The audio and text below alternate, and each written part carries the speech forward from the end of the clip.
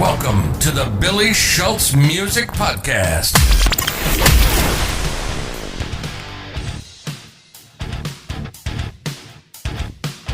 So I was like, you know what? I'll just buy a house and build my own studio. Well, that's the way to do it, man. I mean, because you're paying all the extra. I mean, you're already paying for a mortgage, and you might as well find something that you don't have to leave the house. You got it right there. It's convenient. You don't have to worry about any of those anything terminating lease or having issues with the landlord or anything like that. And then I can technically write off this square footage of the garage as a business expense as well. Yes, sir.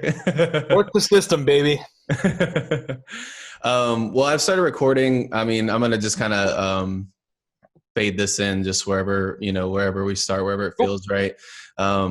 I just started doing these things a little while ago. Like I said, the YouTube channel has just been doing pretty well, and I've been wanting to do podcasts on it for a while. So, luckily, you and I have haven't talked much, but, I was like, I'm going to reach out to Chris, see if I can get him on the podcast and see if I can get a few other musicians, just talk music, talk guitar, talk life, whatever. But I appreciate you 100%, doing this for me, taking time out of your day and chatting with me. Of course, man. I'm always down to talk music and gear and guitar and anything music related. Absolutely. Well, yeah. I mean, tell me a little about what's going on. You're in Maryland? Is that where you're at? Yeah. I'm in Frederick, Maryland. It's like 45 minutes, an hour outside of Baltimore. Okay. And that's I'm assuming that's where you're operating the studio and the business out of and everything like that, right? Yep. Yeah, it's typical home studio setup. I think this is a little bit nicer than most home studios. Oh no, it looks great. Yeah. I'm very, very, very lucky, and it's been a long road of going from a spare bedroom to this over the past 8 years or so.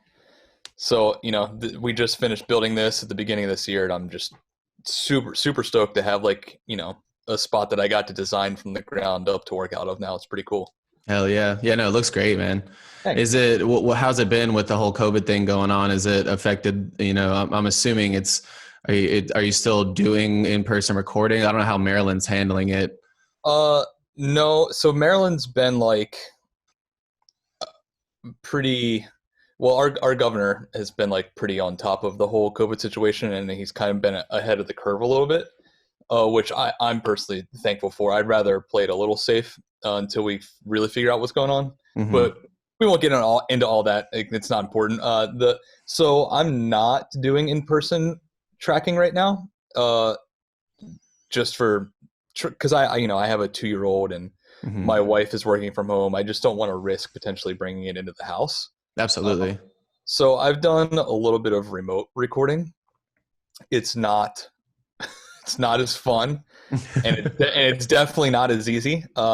So I don't know how much more of that I'll be doing, but I've been doing more mixing lately than I typically do.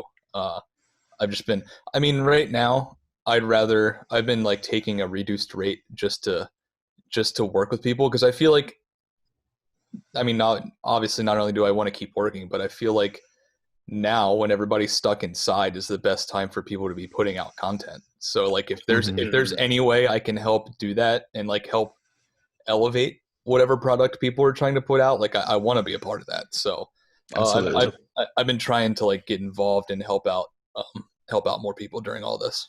That's awesome. Yeah, no, I mean, same here again. That's the whole reason for the podcast. It's I got nothing but time now. So right. There's no point in not figuring out different types of content you could put out. And exactly. With the remote recording, what does that entail? Are you kind of how does that work? So there is this company called Audio Movers, and they make a plugin that you can drop in your DAW, and it generates a link. And then you drop in the corresponding plugin in another DAW and paste that link in, and it will stream the audio from one computer to the other. Wow. Which is super, super, super cool. The only downfall is you're at the mercy of your internet connections. So mm-hmm. sometimes it'll skip, and sometimes it'll come in super off time. And it's great. It's, I finished tracking 2 singles with it the other day, which would have been waiting till God knows how long until all this stuff is lifted otherwise.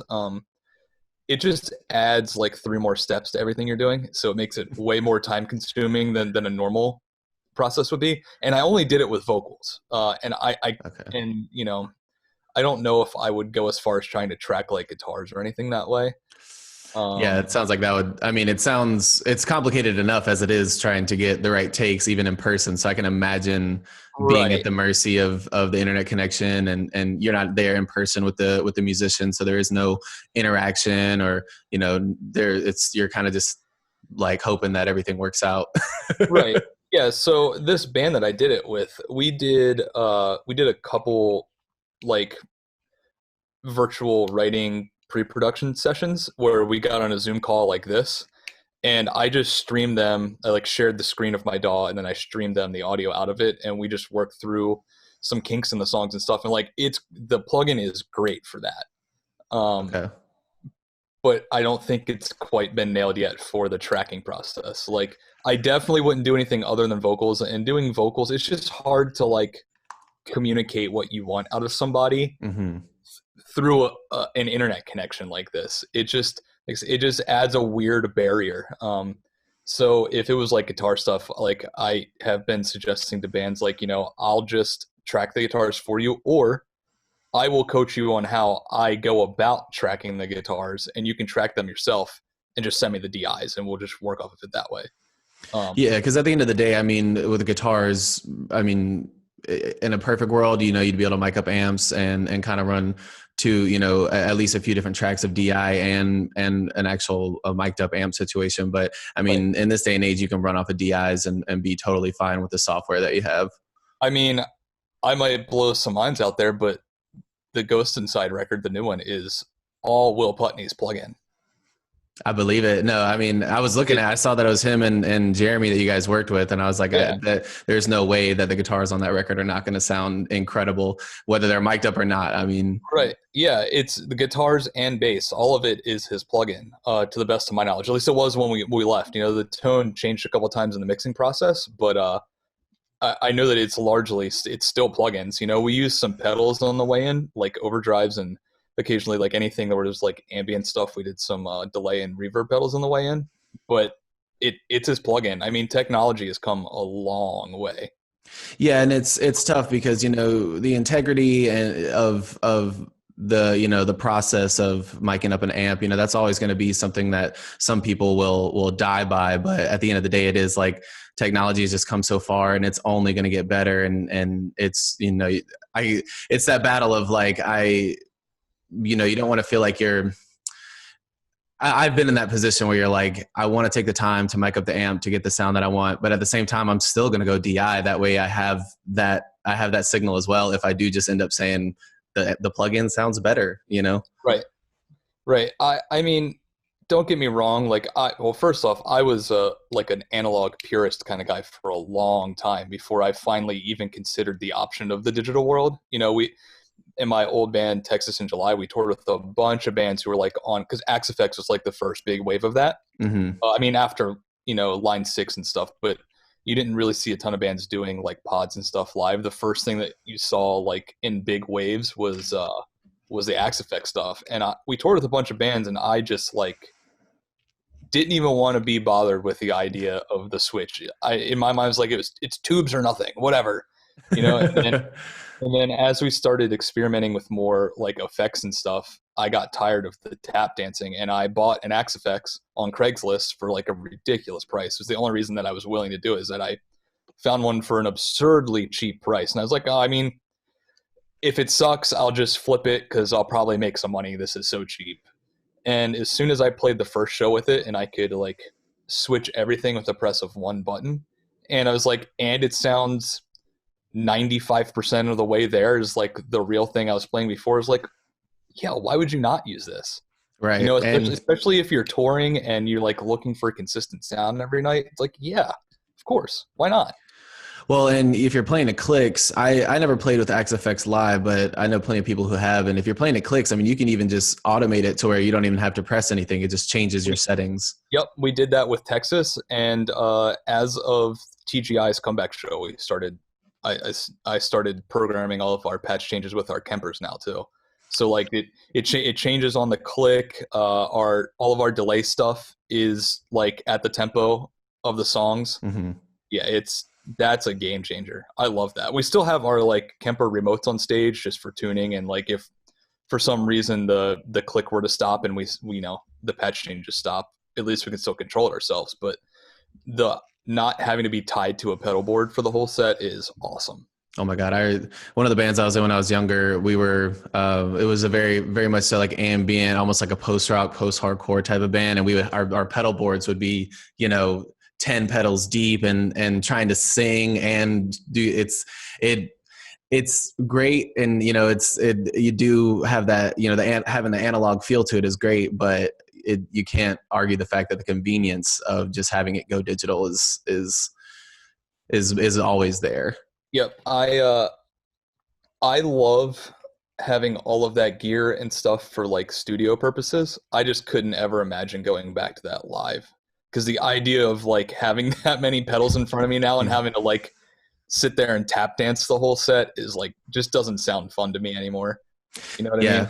I'd much rather be able to like just focus on playing and like be in the moment rather than having to be like, oh shit, I got to run back to the other side of the stage and like hit my pedal board. I don't want to worry about that. Yeah, that's the hardest part, is it does take you completely out of the moment when you're like, okay, I have to turn off my delay, turn on my distortion, or turn on my echo or whatever. It takes you totally out of the moment because you're sitting there jumping around and you have to think 30 seconds ahead. Okay, when the change happens, and yeah, 100%. When you don't have to worry about all that, you can just be present and be in the moment, and that makes for an entirely different performance. Oh, absolutely.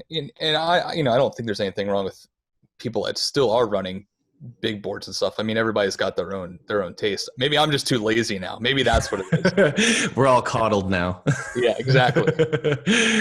Well, yeah. So at the when you guys played the Shrine, I was there though. I think I hit you up before that, but I went and saw that show. It was incredible, man. One of the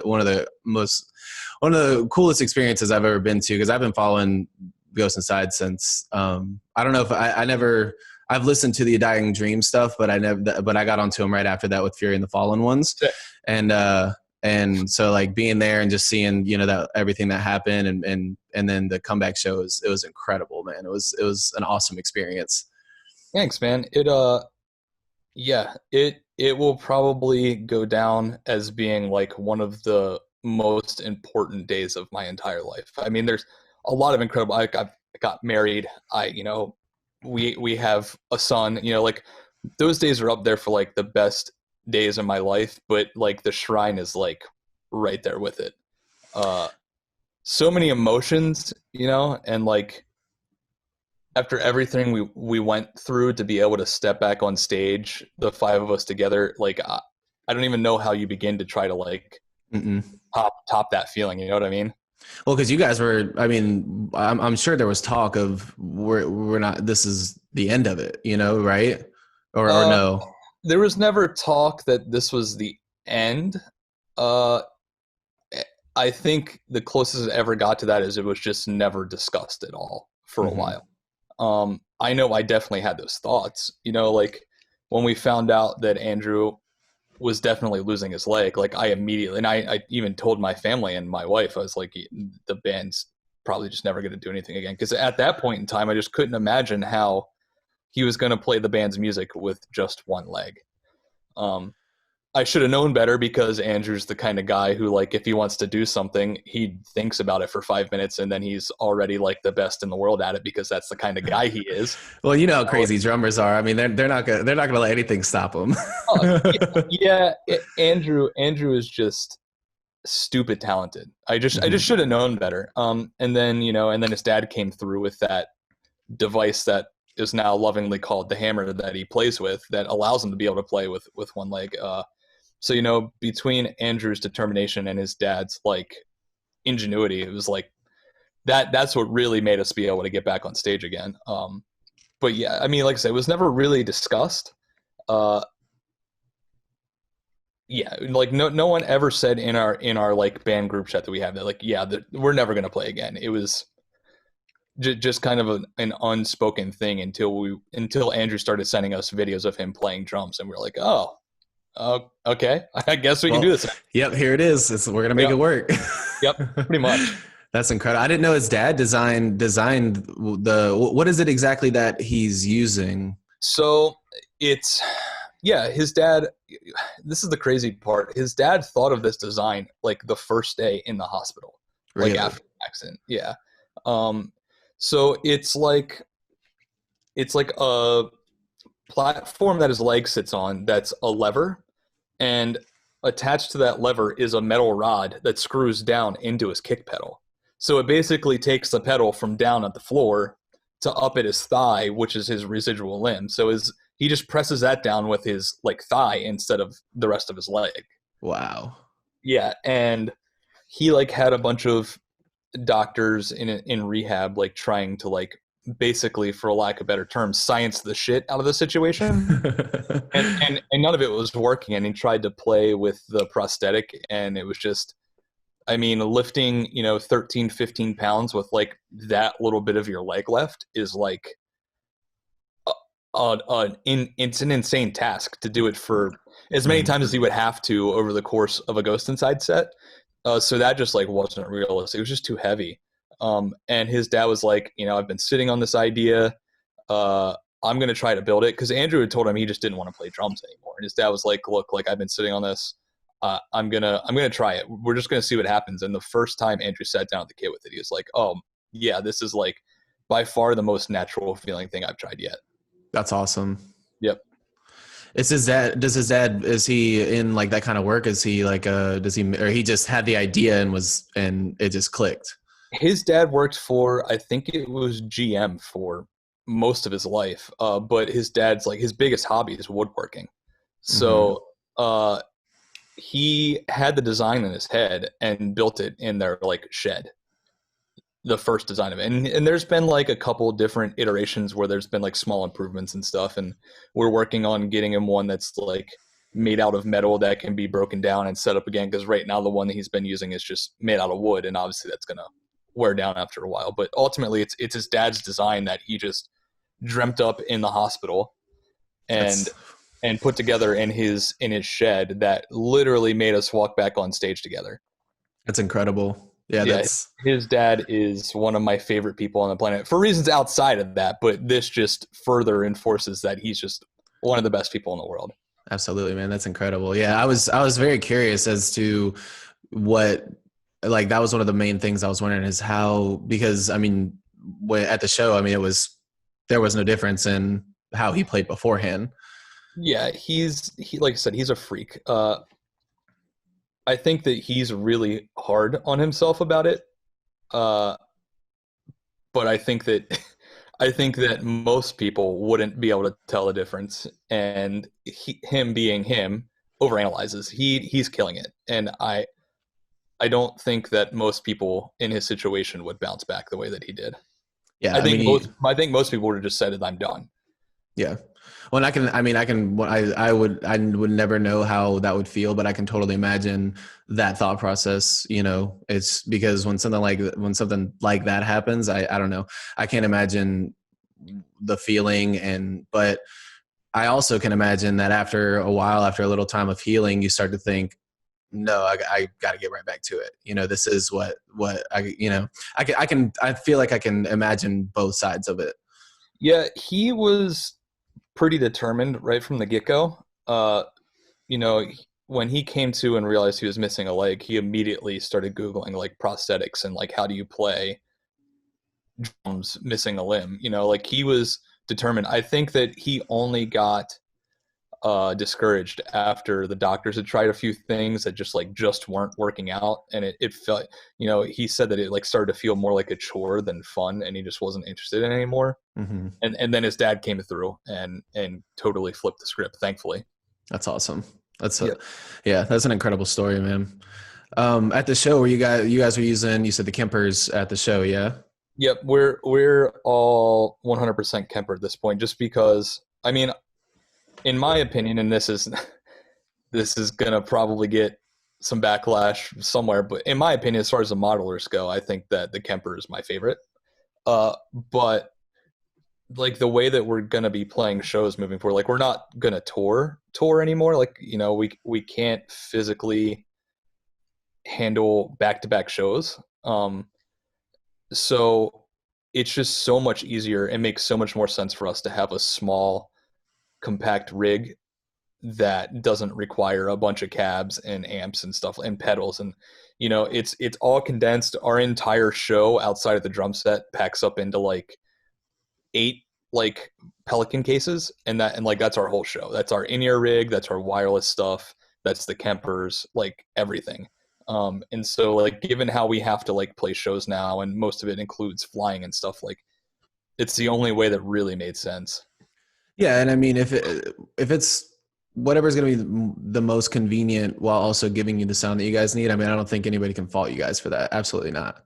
Yeah, but there are purists out there like I used to be that look down upon it, and there are also people on the other side of the spectrum that are like, Kemper, you're an idiot. I play Axe Effects, and I'm like, whatever sounds good, man. They're both cool in my book. I don't care.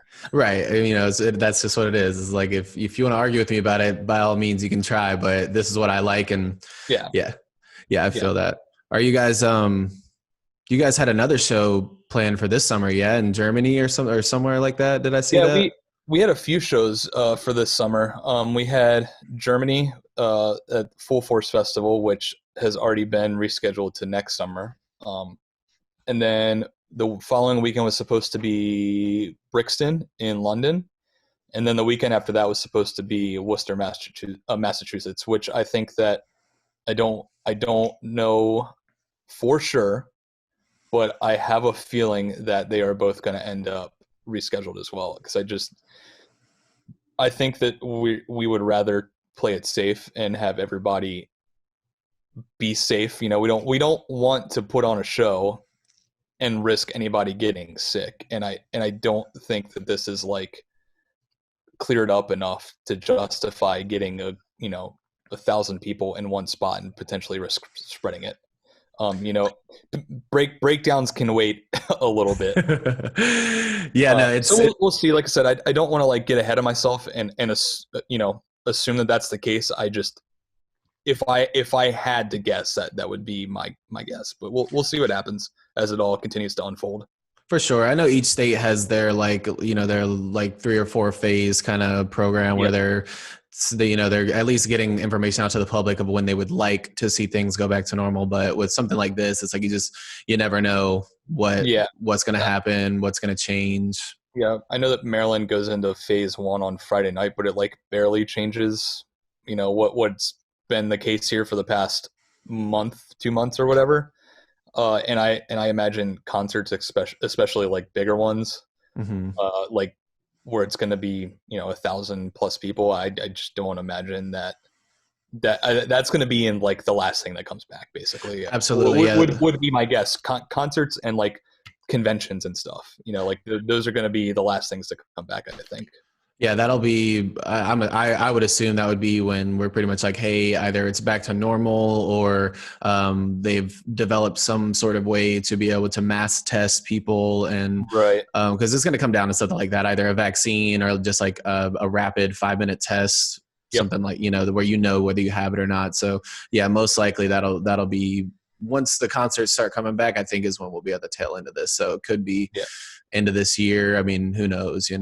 Yeah, it's just so tough to tell. I mean, obviously, I hope it's sooner rather than later, but cautiously optimistic over here. I'm just doing everything to stay safe and just hoping that everybody else does the same, so we can get through this faster.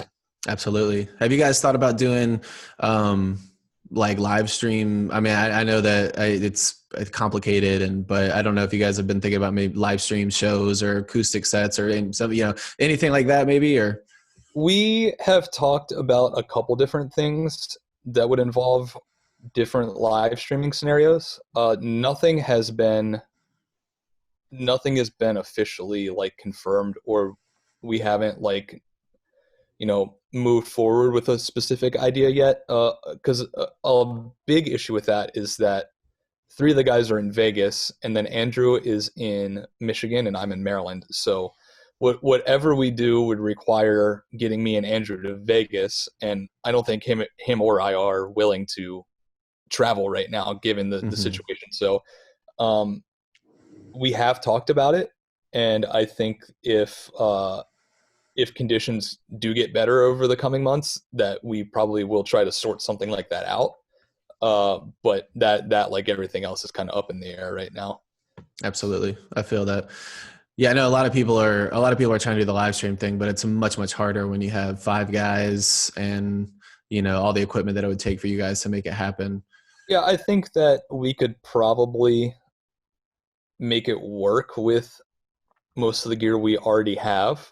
It would just be, I think the biggest thing is just getting everybody into the same place safely right now.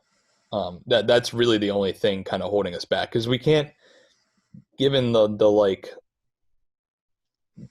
band's style, we can't really do like you said, an acoustic set. Like, I don't think the TGI stuff really lends itself to that so much. So it would definitely have to be a scenario where it's all 5 of us in one place, and we'd probably want to do it as much justice as possible.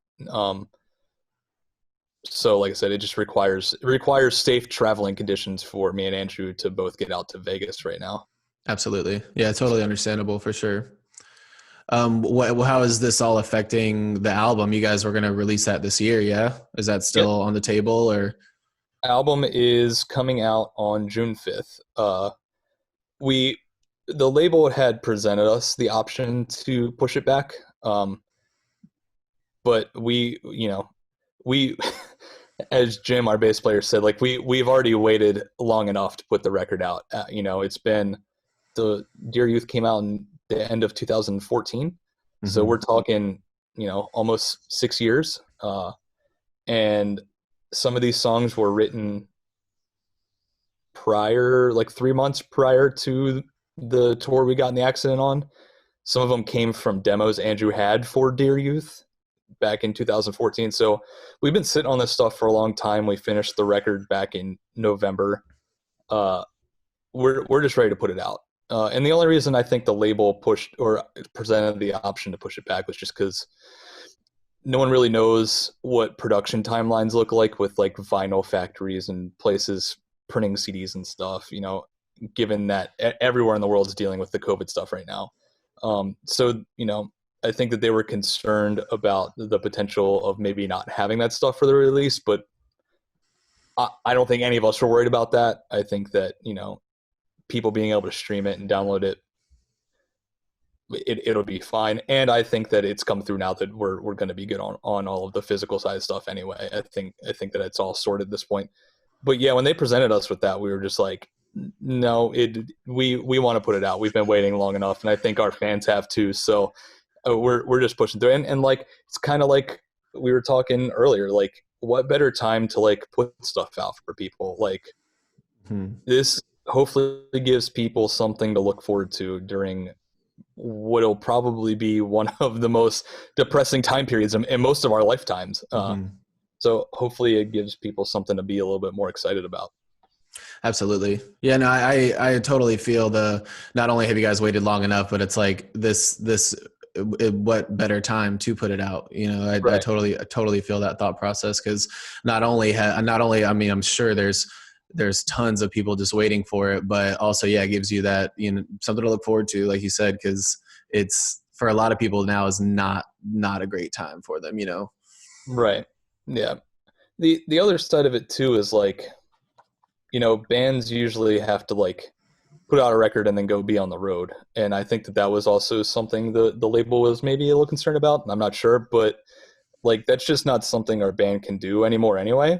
So it's like, this is the only thing that really changed, is that people might not want to go to the store to buy the record, but they can still stream it. I'd rather still have the record in people's hands and let them be able to listen to it.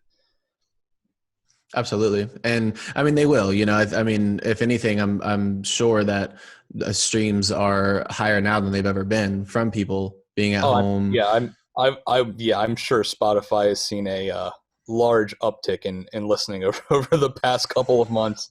Absolutely. I know there's been a lot of people wanting to learn guitar videos. So Yeah, yeah. I know that YouTube has seen a spike too, which has probably been awesome for you. yeah, no, as soon as this stuff started happening back in March, every day I was just watching the analytics climb and I was like, wow, this is, is every now and then I still don't really understand the algorithm because every now and then there will just be. Who really does understand the algorithms, man? It changes every day. Like who really gets it?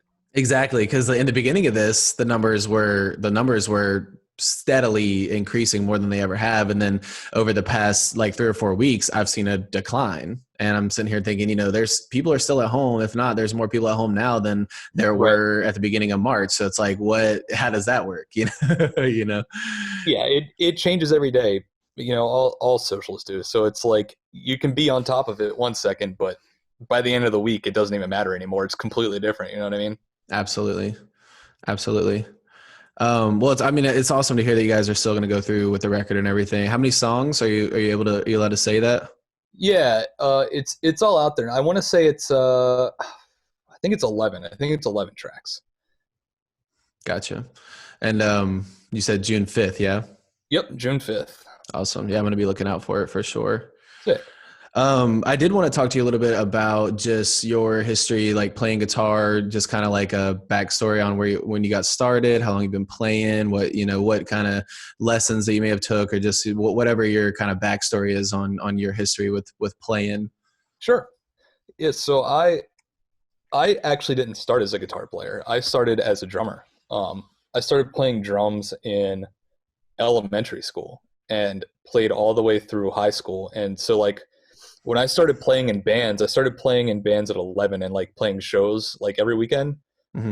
But like all of my bandmates and friends were older than me, so they all pulled me. I didn't take music seriously at all prior to that. But they all pulled me into a band because they needed a drummer.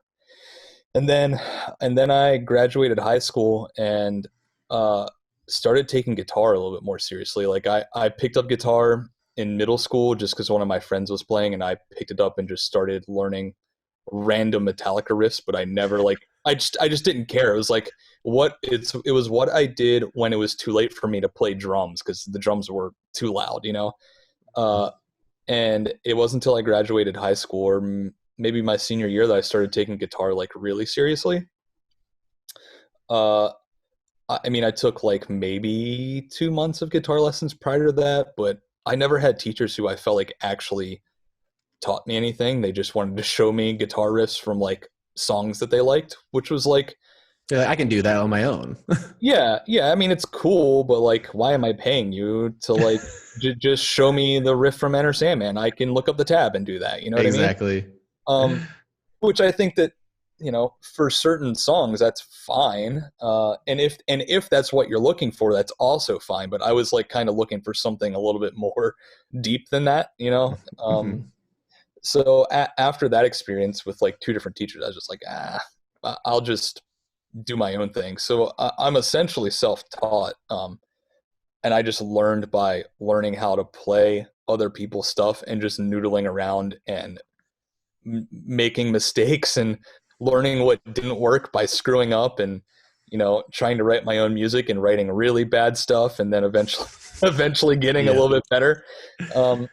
It was just a lot of learning by failing. Exactly. Yeah, I 100% know that route as well because that's very similar to me as well. I didn't start off on drums. I've always wanted to play drums, but like you said, it was just always too loud. I never had space really for a drum set, and that wasn't going to happen. And so the only other thing was guitar, and it's the same way. Like I think I only took 2 lessons, and I was just like, I don't really see how I can't do this stuff on my own. Right. I thought that there was going to be something more profound here that I can't, because if you don't have the willpower to learn on your own, I could see where lessons 100%. And I'll never tell someone not to take lessons if you want to take lessons, but there's plenty there. The internet has so many options now for learning really anything that if you have the willpower, you really can learn almost anything you want, especially when it comes to like an instrument like guitar. Yep. I don't think there's anything wrong with lessons, like you said. I think that if you do want to get lessons, though, you should have an idea of exactly what you want to get out of those lessons and find a teacher that is like on the same page. That can give you what you're looking for. Like I took some theory classes in high school, but like didn't really retain any of it. Like I know bits and pieces, but it's not like I'm not like a theory nerd by any means. And I almost wish that the teachers that I did have, like the guitar teachers that I did have, would have like pressed theory on me more. I probably would have stayed a little bit more engaged, because that's stuff that you can learn on your own on the internet, but I feel like it's hard. yeah, It's very, very hard. I feel like it's a better thing to learn in person with a teacher that can like tutor you through the process. Mm-hmm. And I think that's a little bit more of what I was looking for at the time. And I just, and instead I was getting a guy that wanted to show me Bob Marley songs and stuff like that. I was just like, I'm good. I'm that's not what I'm here for. Yeah. Love Bob Marley, but we're looking for nothing against Bob Marley. I just was like, I can literally do what you're doing right now by going to ultimate tabs, right? Like, and I'm paying you $1 a minute, so right. Yeah, let's get to something. Thank you, though, but I'm out of here. Yeah, that what you said is spot on. Is you need to look into your teacher and find out what you want to learn, and make sure that you're on the same page before you even jump into anything like that. Because I kind of did the same thing. I kind of just found, I was like, okay, I don't really know where to start, so I just picked someone that I found when I Googled it that was nearby, and I was like, I'll give it a shot and see what's going on. And yeah, if you do your research beforehand, knowing that you want to learn more theory, or you want to practice more scales, or whatever it may be, right. Going into it with an idea beforehand, definitely I think will set you up for more success. Yeah, absolutely. When did you get into the audio engineering side of it? That happened kind of by accident. So the band I was in, I was in a band before the Ghost Inside called Texas in July. Mm-hmm. I remember Texas. I love Texas in July. Thanks, man. Them and the Ghost Inside were two of my top. Still are. Sick. Thanks. Always, man. Anytime. And prior to that, in my local band, I did the majority of the writing, and it got to a point where trying to write the classic way, like at band practice with everybody in the room, was just like proving to not be as fruitful as it was at one point when we started the band. Mm-hmm. So I just ended up buying Logic and drum kit from hell, and using the old school, like little lima bean looking red Line 6 pod. Oh my God, I remember that. Yeah, and like writing and demoing songs that way. And then eventually it turned into like, okay, well, how do I make these demos sound better just out of boredom, Mm-hmm. And then it was like, oh, okay, well, maybe I'll just like help some friends write some songs and like demo out their songs or whatever. And then it was like, oh, I really enjoy doing this. This is really cool. Maybe I'll start doing some stuff for free. Oh, that's cool. Oh, my work's getting better. Now people want to pay me. Sure. And, for the entire time that I've been playing in bands, like recording has always been one of my favorite parts of being in the band. Like nothing ever tops playing the live shows, but I love the process of like watching the album be built from the ground up, mm-hmm. like from the very note that gets tracked all the way to like the final mix. Like that whole process is like one of my favorite things. It's like when I feel most creative. And so like getting to do that and help other bands like level up every time they come in to record is like become almost as big of a passion to me as like playing music to begin with. Well, yeah, because I mean, when you love music and you love the entire process as much as like I can tell someone like you do, being able to help somebody else accomplish that feeling that you get from doing the same thing, that, like you said, nothing can top being on stage. It's its own thing entirely, but the process of whether it's with your own band or like sitting down with other musicians and being able to help create this vision and help perfect the art that they've been working on, or whatever vision that they have and whatever they want to see come to fruition, being able to help them in that process, and then realizing that you are helping and you are helping them accomplish whatever it is they're looking for. It's like, that's also another feeling that can't really be topped, honestly. Yeah, I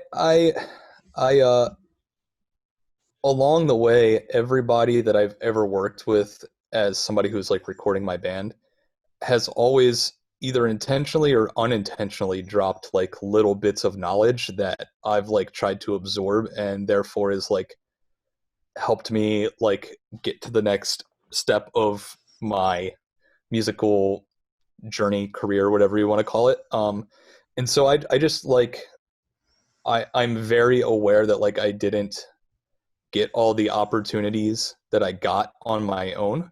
You know, I'm very aware of like the people who like helped me along the way. And so I just try to do everything I can to like give back in the same way to the bands I work with, you know, whether it be like songwriting tips or like business suggestions or like coaching them through some sort of big decision they have. Like I just try to be more involved than just the guy who like presses record and turns knobs. You know what I mean? Like I want the bands to like walk away from the process with not just a song recorded, but like some sort of like leg up in some sort of, like I said, whether it's like a songwriting tip they picked up or like a guitar playing technique or something. Like I want them to walk away with a little bit extra of something that they didn't have when they like first started to work with me. Of course. And I think that just boils down again to how much you love doing it, because if all you're doing is press and record, and I mean, there's no love there. You're showing up to do a job basically. But when you genuinely enjoy it and you genuinely want to see other people succeed, I feel like that just kind of comes naturally. Wanting to share the knowledge that, you know, that has been shared with you it just comes natural. You know, it's because you love doing it. For sure. Absolutely. How long have you been doing recording, mixing? As like a job, like taking on clients, probably since 2013 or 14. It kind of flipped and started to become more of a job than like a hobby thing, because it was at that point I was still touring a bunch, so it would be like, oh, I'm going to be home for 3 weeks between these tours. Let me see if I can get somebody to come record in that time. You know what I mean? And now that I've been home, you know, full time since November of 2015, like that's really when it kicked into high gear and became like my main focus. And now the band is something we do in our free time. You know, the studio kind of became like my full-time gig, and I probably started taking on full-time clients in like spring or summer of 2016. Hell yeah. And are you doing so? Obviously, tracking, mixing, mastering. Is there anything else, like any other services you offer? Like, do you do songwriting or? Yeah, I mean, I'll do songwriting stuff with bands that I'm like already like having in for like a full production.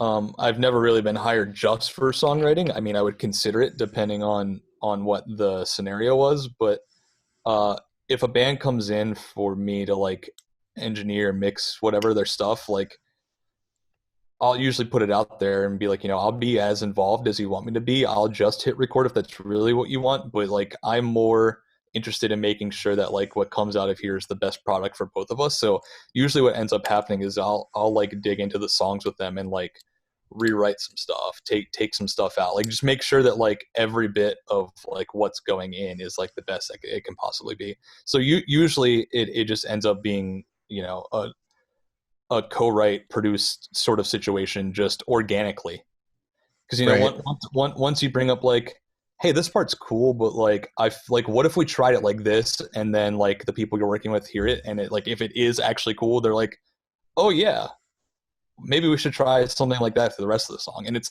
usually a natural process. You know, I don't want to like be heavy-handed and tell people to do what I'm doing or anything, but it's like, yeah, you have to change the whole song. I would never do that. But it's like, you know, if bands want me to do it, I will be as heavily involved in the process as they like me to be. Absolutely. And I'm sure, I mean, most bands wouldn't be opposed to that at all because, I mean, when you're working with somebody who you know knows what they're doing and you appreciate and respect their opinion, it's like, I would imagine you would almost want that input. Yeah, you get pushback sometimes. But I can imagine. uh I at the end of the day, like, I don't take offense when somebody doesn't want the input, because it's their art. It's their music. I'm just here to facilitate it being recorded in whatever way they want. So I definitely do still get pushback sometimes, and that's okay, because I definitely don't always have the right answer. Of course. I have suggestions, and I'll put them out there, and if they want to take them and feel like they're a good decision, then sick, let's do it. But if not, no offense taken. I feel that. Yeah. Yeah. It's a give and take. I mean, it's as much as it is knowing how to do the job, it's also knowing how to work with people, especially musicians, because musicians can be laid back and they can be easygoing, or they can be hard headed, egotistical. And you definitely got to know how to bob and weave around, the personality types. Yeah, musicians are definitely a bit temperamental. I am one. I get it. Absolutely. I don't hold it against anybody. I get what that's like. When I was younger, before joining Texas, and even actually on the first record I was in Texas in July for, I was definitely not open to suggestions as far as changing structure of songs and riffs and stuff. Like, couldn't be bothered to hear it. Absolutely. I 100%. I was the same way. Yeah.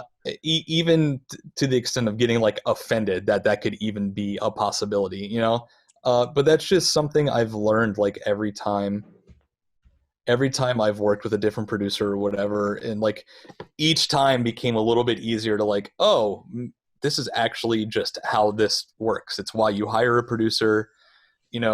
All of my favorite bands, like, anytime they've gone to the studio, they've had a producer suggest, hey, why don't you speed this song up a little bit? Hey, this part isn't really adding to the song. Let's just take it out altogether. Like, that's just stuff that happens. That's why you bring in an outside person to work on your music with you. Yeah, the fresh ears can create a night and day difference between what you already have and an actual final product. Yep, the fresh perspective and, like, lack of, like, emotional attachment to stuff. Mm-hmm. Just makes it really easy for them to be, like, non-biased in their decision making. Absolutely. And when you're with somebody who, just has a history because the longer you do it, the more you start to realize, okay, as great as I might think something is, there is always a different opinion. There's always a way that it can be changed. There's always a different way it could be molded. And when you start realizing I should just let that happen sometimes and see where it goes, then you end up realizing that the final product, you're like, wow, okay, it is, I enjoy this much more than if I'd have just kept it, stayed stubborn and kept it the way that I wanted it from the beginning. Yeah. Like, this record, excuse me, is a perfect example of that. 1 second. You're good. Yeah. Get you. Yeah. There you go. What you got? Some LaCroix over there? Polar. Better than LaCroix. Is it same concept? It's like a flavored sparkling water. Gotcha. Yeah. I'm obsessed, man. We have the Kroger brand here that I get all the time. I drink them probably more than I should, but they're just water, right? Yeah. We all drank, like, different brands of it. And then we went into the studio with Will, and, like, this is, like, the only thing that him and the guys at the studio drink. And we started drinking it. We're all like, oh yeah, this is way better than everything else. But yeah, this record is the perfect example of what you were saying with the producer thing. Like, we went into the studio with, I think, like, maybe 10, 11 songs, maybe something like it. Might have been a little bit more. Not all of them were, like, completely finished. Some were just, like, a minute and a half of music or whatever. But the first day we sat down with Will and Jeremy, and we just kind of sifted through the demos we brought in. And, like, Will he was, like, brutally honest with us, which is what you want in a producer. And he'd be like, yeah, like, I get the vibe of, like, what you were trying to do here, but, like, I don't think you like executed properly. So let's do that part, but let's do it the right way. And we would, like, work through it with him, and it would be infinitely better. You know what I mean? And, like, that's the kind of thing you want from somebody you're hiring to produce your record. Absolutely. Otherwise, they're not doing you justice. You know what I mean? And I love, like, I love working with, I like working with guys who are low key, like, they're not actually throwing any shade at you, but they're like, so I get what you're trying to do, but it's not working. So let's actually just do it differently. Like it's true. And they're not like actually, they know that you're a good musician, but it's, you get that little like funny, that banter between your two people, like, yeah, it just kind of sucks a little bit. So let's like change it, Yeah. And I just don't see the point in like tiptoeing around it either. It's like if something's not right, like let's just fix it. You know Absolutely. what I mean? Yeah. But that involves like throwing the ego out the window and being willing to admit that like I don't always have the right answers. Mm-hmm. You know what I mean? And that's why like a band is a collaborative effort, and that's why you bring in an outside person that's like not been involved up until the point that you get into the studio, so they can be objective. And it's like that's what it's about. It's not about like having an ego and saying my way is the only way. Yeah, and that's why it's very few like great records have been made that way. Oh, 100%. You know what I mean? Yeah, and that's why it's so much harder when you're young, is because you don't learn that kind of stuff until you've been doing it and you've stuck with it for years and years and years. And as you get older and you do learn to put your ego aside a little bit and say, yeah, I mean, someone can tell me not everything I write is going to be great. Most of it is going to suck. And so when someone tells me that, I got to be like, okay, well, cool. Thanks for telling me. So like, how do we make it better? Right, exactly. When you're younger, that's a much harder concept to grasp. And I mean, the fights that I would get in with bandmates when we were younger, for the same reason, just being hard-headed, thinking like, no, I mean, this is the best way that this sounds. How are we going to change it? This is how it should be. Right. No, I've been there. Absolutely. And I mean, when you have someone like Will and Jeremy, it's like, you don't need to be arguing with them about anything. Yeah, no. I mean, there were definitely a few times where we stood our ground and we're like, no, like, I see what you're saying about this part, but like this part is like, this is a defining like TGI move or whatever.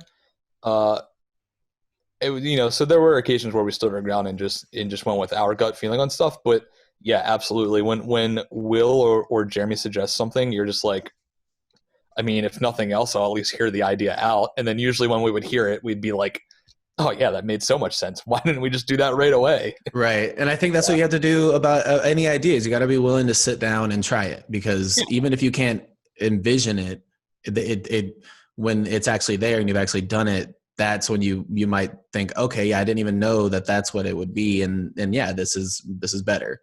Exactly.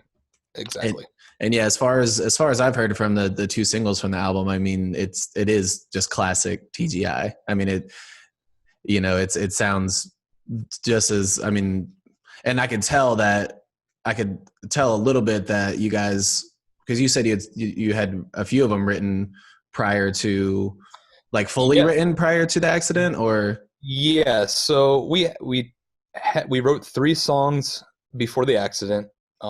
Andrew wrote the like instrumentals and sent them to us, and then we sat down and all like reworked through them again together and like put vocals on them for the first time in like September of 2015, and then we got in the accident in November. Aftermath, the first song we put out, is one of those songs, and the verse changed a little bit musically, and the lyrics changed, like the chorus lyrics changed, and there were like a couple changes in lyrics in other places, but otherwise that song is exactly as it was written in 2015, which is crazy. Well, and I could tell immediately, because the first thing I thought of when I heard that song was Dear Youth, because it just gives me that, like, it gives me that same vibe of that album as well, just with the clean vocals and like the structure of it. I mean, I immediately thought, yeah, this is 2014, 2015 Ghost Inside. Yep. And Andrew wrote it like not long after that record had come out. Because we were gearing up. We probably, had the accident not happened, we probably would have tried to be in the studio to do this record spring-ish of 2016. So we were already gearing up to try to get ready to do that. And then obviously it all came to a halt. And you said how many songs were written after the fact? Because you said you had a few of them that were just kind of demoed out or like half written when you went into the studio. So Andrew wrote a few more on his own and sent them to us. And there were a couple times that I would fly out to him and we would write for like a long weekend or something, or him and I both took a trip to Florida and like rented a studio for like 10 days and wrote down there.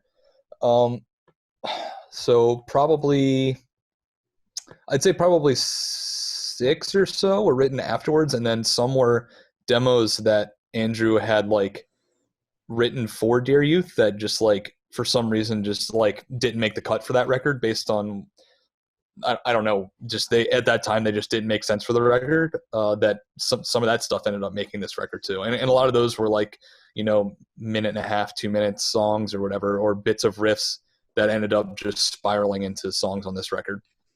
That's awesome. Yeah, I mean, and that's that. You know, I'm sure that's typical. As you know, as you're writing, you know, you find out what works for a record, and then there will probably be stuff that you guys don't use, you know, didn't use for this record that you might end up using an idea later on for the next album. Like it just kind of progresses.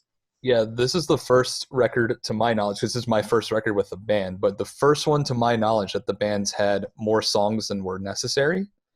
There were 2 songs that were finished but got cut, and there may or may not be another song that was completely finished that may or may not come out sometime in the future that won't be on the record but is still coming out maybe at some point, and I will not confirm or deny that it exists. I know nothing. There's another song that like actually Zach wrote forever ago. I want to say maybe before Dear Youth, and that also just didn't make the cut, and we ended up finishing it, and it's super sick. It just didn't fit vibe wise with the rest of the record, but we love it, so it's still going to come out at some point. We just don't know when, but it exists, and there will be a B-side / bonus song sometime in the future. I just don't know when. I just don't know how distant that future is. Well, I'm going to be waiting for it, my man. I've been listening. The Ghost Inside is just one of the very few, because I get a little bit pickier than I'd like to be with music. And I think everybody is to some degree. But yeah, Ghost Inside is one of the very few bands where every single album, every single song is just one that I can listen to on repeat. And, you know, it's one of the very few. So like I said, I will be waiting for any of the stuff that you guys are releasing. Sick. Thanks, man. I'm like super proud of this record, and I'm obviously biased because I was involved with making it, but I think it's the band's strongest. And, you know, I'm coming at that standpoint from like somebody who was a fan of the band for the past 4 records, you know, like, I think that this is like by far the strongest material the band's ever had. And I think that, you know, it slots nicely somewhere between like a Returners and a Get What You Give in a lot of ways. So I think that people are going to be pretty stoked once they get to hear it. I'd like the first 2 tracks on the record. Anybody who's like a fan of old school TGI is going to be like, oh yes, they're like old school TGI like worship songs. Yeah, I cannot wait. Hell yeah. Because from what I was reading, because I did do a little bit of reading just of whatever has been put out about the album so far, and the focus of the album, from what I was reading, isn't necessarily all post accident. You know, it's you guys. There's multiple different messages in different songs, and I thought that was really cool, because as much as I know that affected you guys, and it will be something that, you know, will be there for the rest of your lives. It's cool to know that there are other messages along with a message that you're trying to send about, you know, coming back from something like that you guys are incorporating into it. Yeah. I think that we don't want, I mean, we probably will be labeled as the bus crash band forever. I mean, I think it's probably inevitable, but we just don't want it to define us. And there are still things that like we have to say that aren't related to that. You know, there are plenty of songs on the record that deal with stuff directly from the accident. But yeah, there's been other things that have happened since then that we also have things that we want to say about. So it just didn't make any sense to write an entire record about that. You know, I think that the lyrics go a little bit deeper than the band probably would have done in the past, and maybe a little bit darker at times. But yeah, we didn't want to write a whole depressing record about the accident. You know, like Aftermath clearly has something to say about the accident. I mean, the second track on the album is called Still Alive. Obviously, that is a statement about, us still being here. Well, and I think I was reading, again, like I said, I found something where there were vocals from all you guys and everyone else, right? That was a part of it on the song. Yeah. So one of the 3 songs we wrote before the accident, that's, we had retracted post-accident and had a part where we had all 5 band members and all 5 crew members that were in the accident with us sing a part on the song. And then that song just ended up not seeing the light of day. And in fact, we even scrapped it from this album. We took some pieces from it and put them in other songs, but the song itself is just been scrapped. So we were a little bummed that we weren't going to have all 10 of us on the record.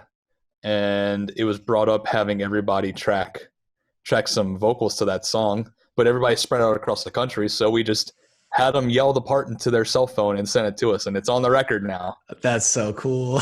Yeah. So yeah, that track 2 on the album, Still Alive, it actually, I think when people hear the part, they'll know exactly which part it is, but it's all 10 of us, band and crew, singing it together, which is pretty sick. Can't wait, man. It's going to be so, yeah, I'm looking forward to it. June 5th. Yeah. Yep. Yes, sir. Hey, man. Well, look, I appreciate you letting me take up some of your time. If you want to shout out like your website for the studio or links where people can find Ghost Inside stuff, I mean, by all means, drop that. Sure.